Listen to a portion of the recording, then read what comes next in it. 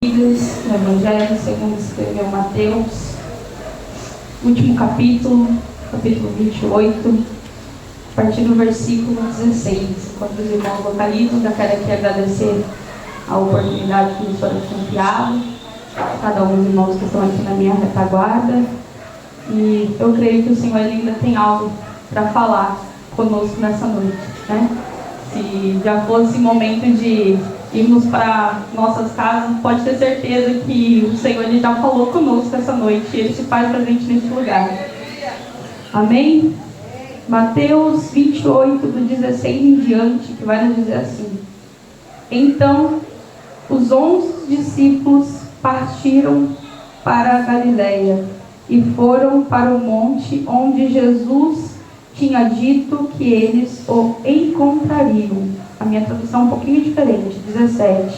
Lá eles o encontraram e o adoraram, mas alguns deles não estavam convencidos de que era realmente Jesus. Então Jesus aproximou-se dos seus discípulos e disse: Toda a autoridade no céu e na terra foi entregue a mim. Portanto, vão e façam discípulos de todas as nações, batizando-os em nome do Pai, do Filho e do Espírito Santo, e ensinando esses novos discípulos a obedecerem todas as ordens que eu lhe dei. E tenham certeza disso, eu estarei sempre com vocês até o fim dos tempos. Amém? Podemos assentar?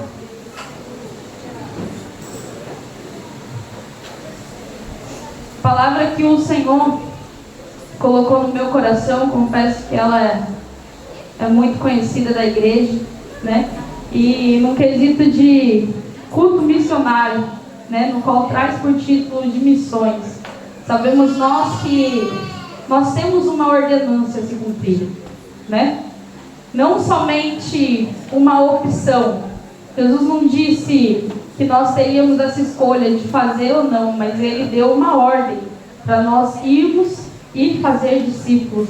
Ele nos deu uma ordem a respeito da grande comissão. E quando nós paramos para analisar acerca do que foi dito aqui, para compreender de fato o que for lido no seu capítulo 28, esse último capítulo do Evangelho segundo escreveu Mateus, sabemos nós que os evangelhos, o Evangelho é um de Cristo, porém escrevendo aqui Mateus, ele se direciona aos judeus, depois tem Marcos, que é direcionado aos romanos, depois temos Lucas, que é aos gentios, e João, que é a todos, né? Entra também a parte da igreja. Só que me chamou muita atenção esse versículo no qual nós lemos, porque a forma na qual ele é tratado aqui é de uma maneira diferente. Se nós pararmos para analisar a expressão no qual é trazida aqui, todo o evangelho ele tem um único objetivo, no qual é descrito ali: é anunciar a Cristo, que Ele é o único sumo sacerdote, Ele é o único que salva, Ele é o único que liberta, Ele é o único que faz. Ele é o caminho, a verdade e a vida. Só que aqui em específico, quando nós vemos que é direcionado aos judeus, nós vamos ver algumas expressões diferentes. Além de ser tratado como grego koiné, no qual for escrito, a tradução ali do Novo Testamento, nós vamos ver algumas expressões que direcionam tão somente aos judeus. Ali é relatado a expressão reino do céu, que é composta 33 vezes somente naquele evangelho escrito por Mateus. Vemos também a questão de que o evangelista ali, Mateus, que era no caso uma pessoa que recolhia, cobrava os impostos, ele não cita o seu próprio nome, mas ele vai dizer em Mateus capítulo 17, se não me falha a memória, de um episódio no qual perguntaram ali a Pedro se Jesus pagava impostos. Então ali a gente já consegue compreender que fora ele que escrevera, porque nenhum outro iria declarar ou colocar algo do tipo, falando de impostos, sendo que ele era cobrador de impostos. Então as partes na qual me chamaram a atenção acerca do evangelho que foi escrito por Mateus, é que toda a ideia que é traçada, ele começa com a genealogia de Jesus, desde Abraão, passa pelo rei Davi, até chegar a Jesus de fato. Ele entra em detalhes no qual nós encontramos aqui acerca do seu nascimento, nós encontramos acerca do plano na qual o Senhor tinha que exercer, o plano que o Senhor tinha que cumprir aqui nessa terra, todos os detalhes no qual é tratado. É interessante nós observarmos que o Evangelho de Mateus, ele é o primeiro livro ali do Novo Testamento, dos primeiro de uma forma bem significativa, porque os detalhes no qual é composto ali é para fazer uma ligação com o Antigo Testamento. Nós vamos ver que o Evangelho no qual é descrito, ele contém muitas referências para que se cumprir como fora dito pelo profeta, seja o profeta messiânico, o profeta Isaías. Então nós vamos ver aqui que todo esse Evangelho, tudo aqui que está sendo descrito, é algo para nós de fato compreendermos e coletar que Jesus, ele veio e cumpriu todas as coisas.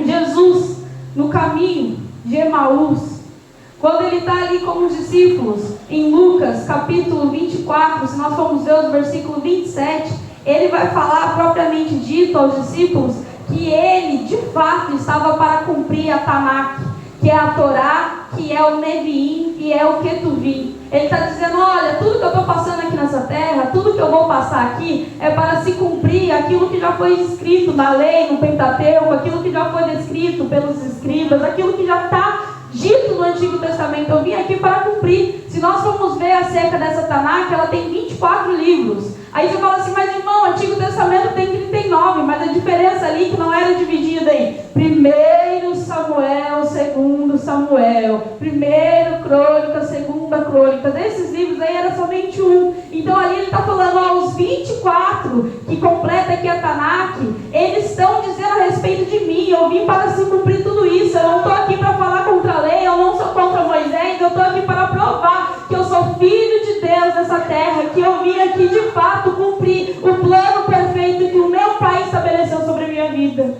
Então aqui quando nós começamos a decorrer, nós conseguimos compreender de fato todos esses relatos acerca de Jesus, que Ele é o único. Só Ele pode salvar, só Ele pode transformar. Quando nós temos um entendimento do que está sendo dito aqui, nós conseguimos compreender qual que é o propósito desse Evangelho. Qual que é o propósito de nós cumprirmos com esse ID do Senhor? Qual que é o propósito que Ele tem na minha e na sua vida? Se nós pararmos para analisar acerca de um culto de missão, que é cumprir de fato o ID do Senhor. Você tem cumprido de fato o ID do Senhor?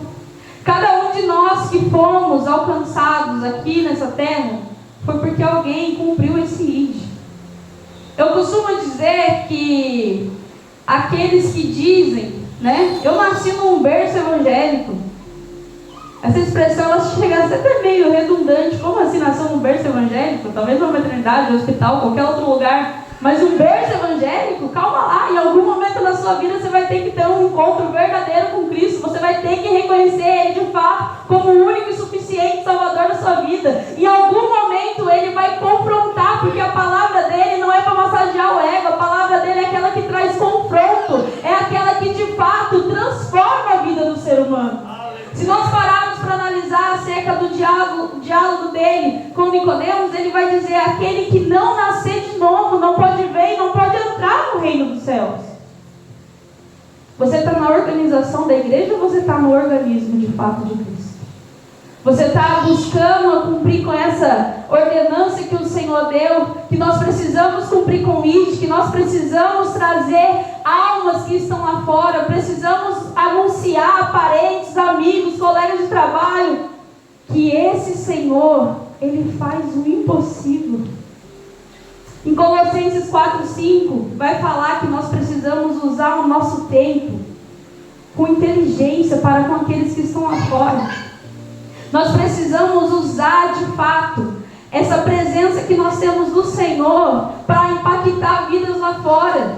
Como o irmão Jorge aqui disse, o presbítero Jorge, ele falou, ué, mas talvez o seu vizinho não sabe nem que você é crente. Peraí, como assim? Você serve um Deus vivo. Você serve um Deus que Ele te concedeu o fôlego de vida para você estar aqui nessa noite. Você serve um Deus que Ele opera prodígios, milagres, maravilha. Ele é o único Deus que trabalha ainda até hoje para mim e para você, para que nós tenhamos vida e vida em abundância. Olha que coisa linda. Quantos não se levantaram nessa manhã? Quantos não estão na presença do Senhor, seja por alguma enfermidade ou algo que veio afligir essa pessoa, e você tem a oportunidade de estar na casa do Pai, de estar na casa daquele que tem o controle de tudo na palma das mãos. Então isso é motivo de você reconhecer a Ele de fato. Tem que parar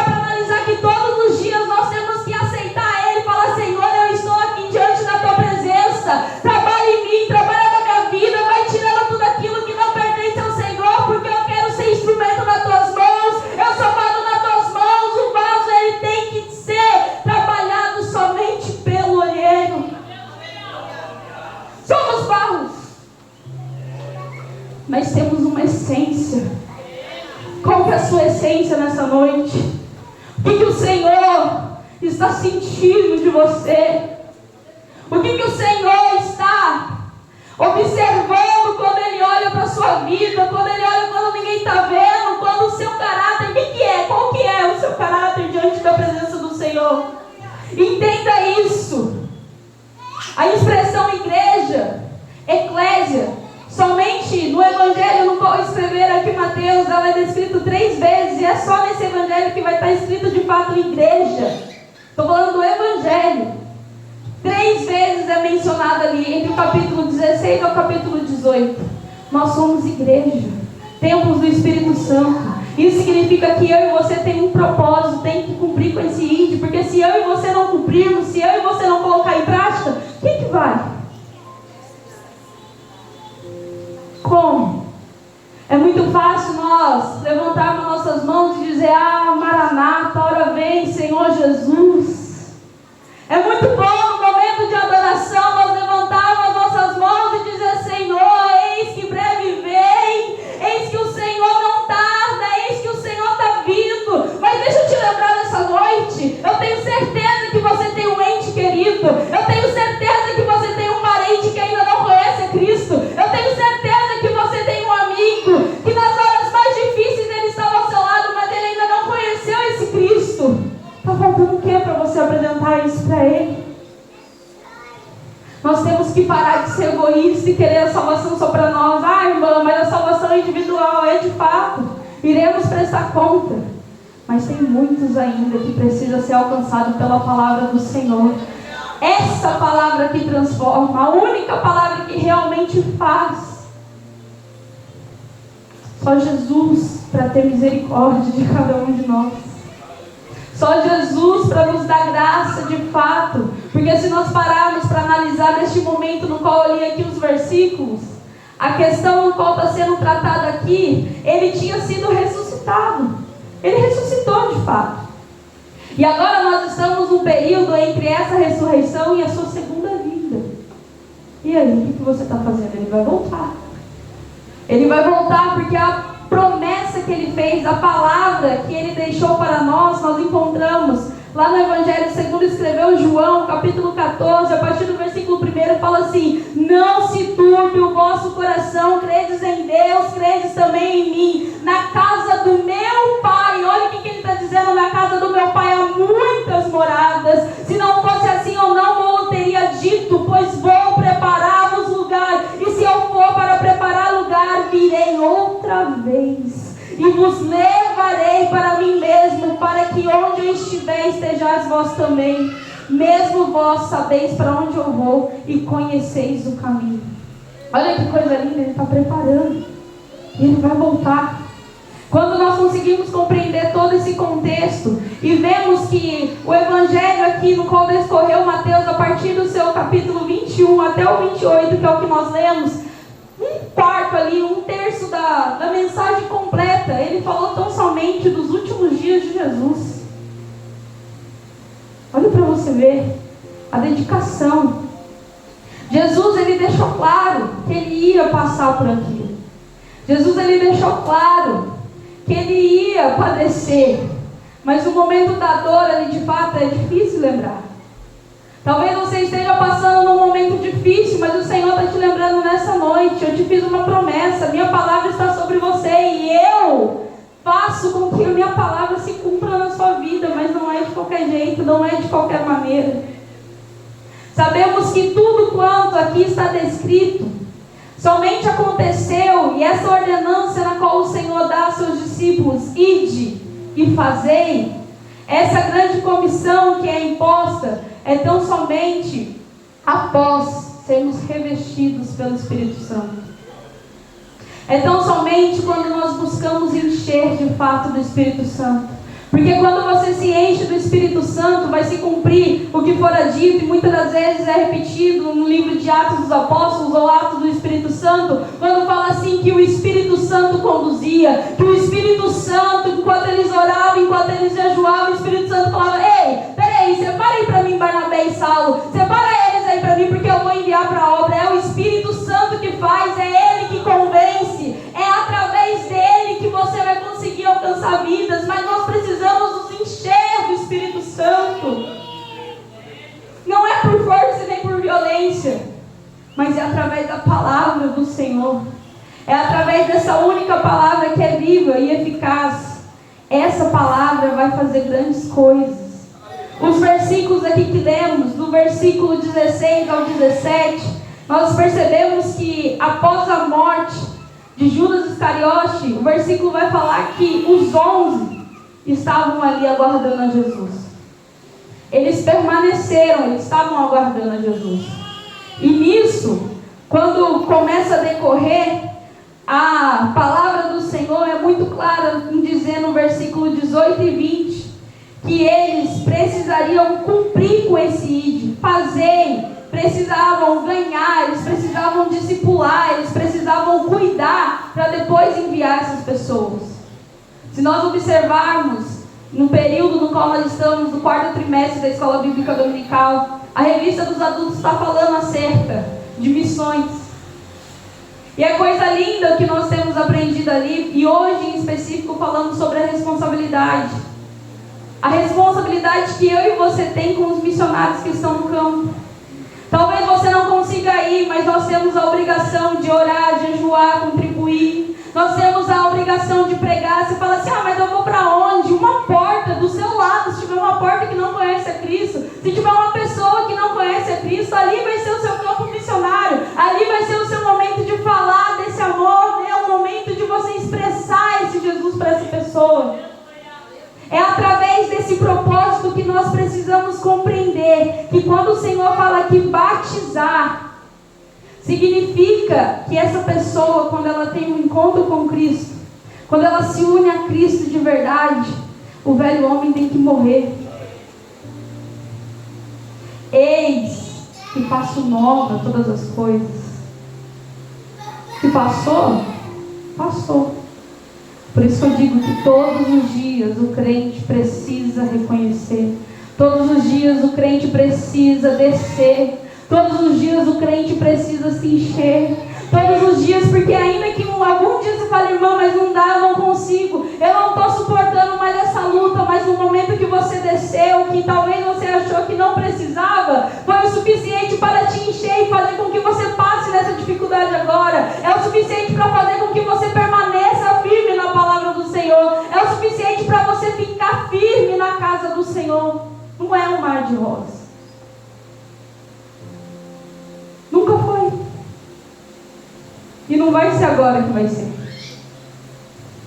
Os dias são difíceis.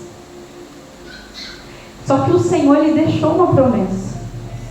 No versículo 20, ele vai falar que ele estaria conosco todos os dias. Todos os dias ele estaria conosco. E não é somente um estar por estar. É você ter essa presença. Naquele dia que você não consegue levantar da cama, ele fala, peraí, eu tô com você. Ei, não desanima não, que eu tô com você. Peraí, tá difícil a situação, mas eu tô com você. Vamos, levanta, vamos. Sacode a poeira, vamos, porque eu tô com você. Aí você fala, irmão, mas não é possível, você não desanima? Eu falei isso para as irmãs hoje, desanimar, todo mundo desanima. Não adianta falar, não, irmã, nunca desanimei nessa vida, desanima. Mas o Espírito Santo, ele vai te enchendo de uma tal forma que ele fala, ei, quando você pensa que você está fraco, que você não vai conseguir, que você vai parar na caminhada, ele está falando, você é forte, você vai passar, você vai suportar, porque você tem a presença do Senhor na sua vida. Esse é o segredo para nós permanecermos na presença do Senhor. Esse é o segredo para nós conseguirmos alcançar de fato as almas que estão aí perecendo nesse mundo. A palavra do Senhor vai nos dizer que nós somos sal e luz aqui nessa terra.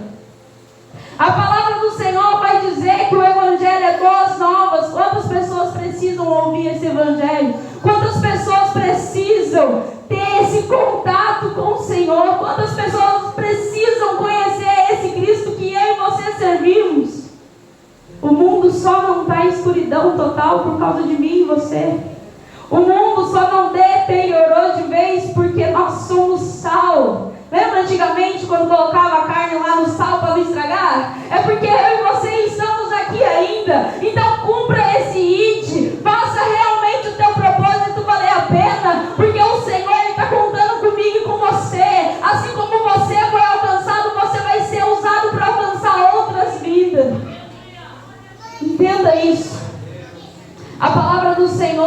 nesse último versículo que nós lemos de Mateus 28, quando ele fala que estaria conosco todos os dias, nós fazemos uma ligação com o versículo 23, que é o primeiro capítulo de Mateus. Mateus capítulo 1, versículo 23 vai falar que a Virgem conceberia e que o nome dele seria Emanuel, que significa Deus conosco. Olha que coisa linda. Capítulo 1 ele está dizendo que ele é o Emanuel, Deus conosco. Capítulo 28, no último capítulo, no último versículo, ele está dizendo: ei, eu estarei contigo todos os dias. E a promessa do Senhor não para por aí, porque vai dizer que ele vai voltar, assim como fora lido, e vai buscar a mim e a você. Nesse momento no qual nós estamos passando, nós temos que pedir ao Senhor espírito de ousadia. Nós temos que pedir ao Senhor um espírito forte, porque nós não podemos abaixar a cabeça. Muitas das vezes nós estamos na presença do Senhor. Talvez alguém que ainda não serve ao Senhor esteja aqui essa noite, e você pode estar pensando: mas como que eu vou me chegar perto desse Deus tão grande? Como que eu vou me chegar perto desse Cristo? Como que eu vou me chegar perto desse ser maravilhoso? Como que eu vou me chegar perto? Não tem como, eu não consigo. Eu estou aqui para te dizer: Ele é que limpa, que lava, restaura, que faz tudo novo de fato. Só depende de você, de reconhecer de fato Ele como seu único e suficiente Salvador. Ele só pode salvar quem de fato Ele é Senhor. Quantos aqui verdadeiramente são servos do Senhor? Quantos aqui verdadeiramente estão diante da tua presença, falando: Senhor, eu estou aqui, pode me usar? É muito fácil nós dizermos: eis-me aqui. Mas e a segunda parte do versículo? Envia-me a mim. A quem o Senhor vai enviar?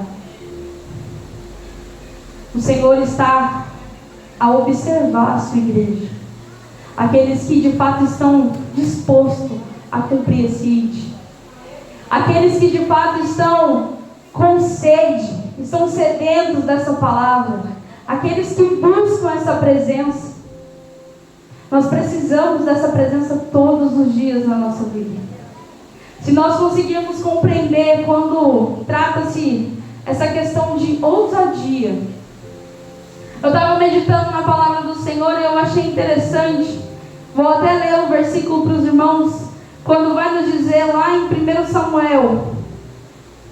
Samuel capítulo 17, muito conhecido que vai decorrer ali, acerca de Davi e Saul. O diálogo na qual eles têm ali, diante daquele homem grande, Golias. E olha aqui que vai dizer o versículo 17. Porém Saul disse a Davi: contra este filisteu não poderás ir para pelejar com ele, pois tu ainda é moço, e ele homem de guerra desde a sua mocidade. Então disse Davi a Saul: teu servo apacentava as ovelhas de seu pai, e vinha um leão e um urso, e tomava uma ovelha do rebanho, e eu saía após ele, e o feria, e o livrava da sua boca. E levantando-se ele contra mim, lançava-lhe mãos na barba, e o feria e o matava. Assim feriu o teu servo o leão como o urso. Assim será este incircunciso filisteu como um deles, porquanto afrontou o exército do Deus vivo. Acho que você não entendeu, não. Mas eu vou explicar. Quando eu falo de ousadia, é você conseguir compreender que Davi, ainda com a sua pequenez de estatura, ainda naquele momento no qual o próprio Saul está falando: você não vai não, você é muito pequeno, não, você é muito jovem, não tem como, olha o tamanho do homem, não vai dar certo.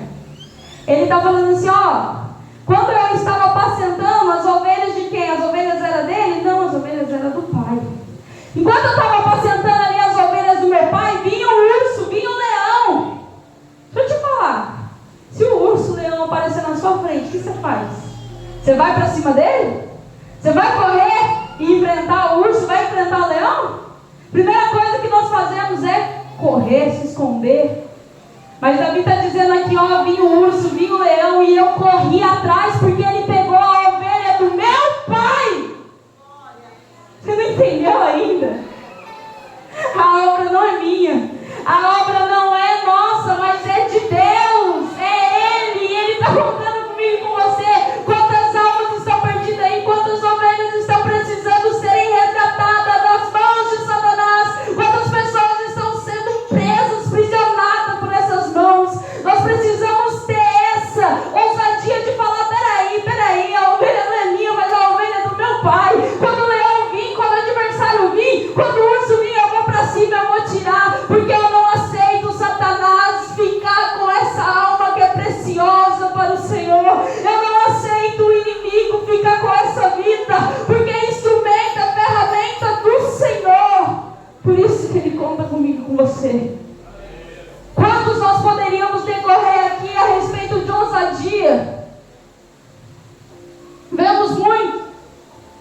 A citação de Pedro.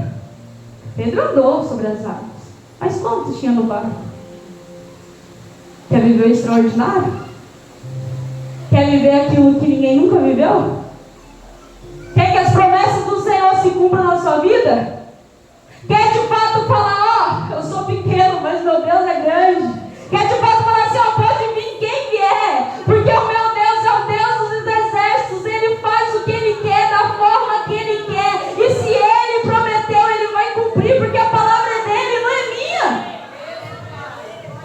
Entenda isso. É a palavra dele que está sobre a sua vida. Não é a minha palavra, mas é a palavra dele que é viva e eficaz. É a palavra dele. Imagina que coisa linda. Muitas das vezes nós ficamos admirados, sentimos a presença do Senhor quando a pessoa está ministrando. Agora pensa, você está ouvindo a própria ministração de Jesus e os soldados da guarda irem até ele para prender. E quando eles foram para prender, está lá em João, quando eles foram para prender, eles não conseguiram, porque a palavra do Senhor é aquelas que seguraram ele ali, eles não conseguiram fazer nada. Quando eles voltam para os escribas, para os fariseus, eles perguntam, cadê Jesus? Vocês não foram prender? Cadê Jesus?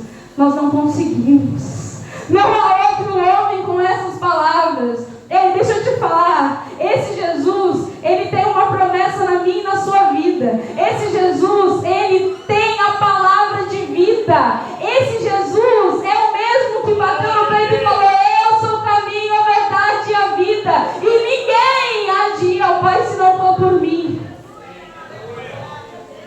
Como estão suas veredas? Se Jesus voltar agora, nós temos que viver com essa expectativa, com essa busca. E se ele voltar agora, como que ele vai te encontrar? Se ele voltar agora, como que está o seu interior? Se ele voltar agora, será que faltou alguém para você perdoar? Se ele voltar agora, ele vai de fato te encontrar disposto. Ele vai falar, ó, aquela irmã ali, a morada está preparada. Aquele irmão ali, ele foi fiel até o fim. Aquele irmão ali mesmo na luta, na prova, ele foi fiel a mim, porque o Senhor, como vai dizer em Mateus também, capítulo 6, versículo 33, muito conhecido, fala que nós precisamos primeiramente buscar ao reino. E as coisas que vai ser acrescentado? Quando você de fato busca o reino, o que comer, o que beber e o que vestir, Ele te proporciona. Porque quando você está buscando a Ele com prioridade, com exclusividade na sua vida, você está sendo fiel tão somente a Ele, a sua palavra. Ele está falando, peraí, você foi fiel? Então eu vou abençoar. Você foi fiel? Então eu vou fazer até o fim. Mas nós precisamos compreender e conhecer a tua vontade. Eu costumo dizer que a palavra do Senhor, ela nos dá muita certeza. E a que eu acho mais linda é quando Ele fala assim, ó, se vós estiverdes em mim e as minhas palavras estiverdes em vós, pode pedir. Não é assim? Muitas das vezes pega só a parte B do vestido. Tudo que pedizes em meu nome, crendo recebereis. Mas e aí, a palavra de Jesus, a palavra está na sua vida? Porque a palavra tem que estar. Quando você está cumprindo de fato a palavra do Senhor, Ele está falando, eu te garanto. Não tem quem nessa terra e nem debaixo da terra que vai impedir o agir do Senhor na sua vida. Quando você de fato compreender que é a palavra do Senhor que faz. Somente a palavra do Senhor. Então fique com isso. Talvez você entrou aqui e falou assim, mano, você não sabe nem um pouquinho da minha história. Satanás, o adversário, ele já tramou algo, já projetou tudo. Mas saiba que o decreto vem de Deus e a palavra dele ainda está sobre você, sobre a sua casa, sobre a sua família. E pode se levantar quem for, porque se levantar vai ser para cair, porque ele é fiel na minha e na sua sua vida. E assim eu agradeço a oportunidade no nome santo do Senhor Jesus.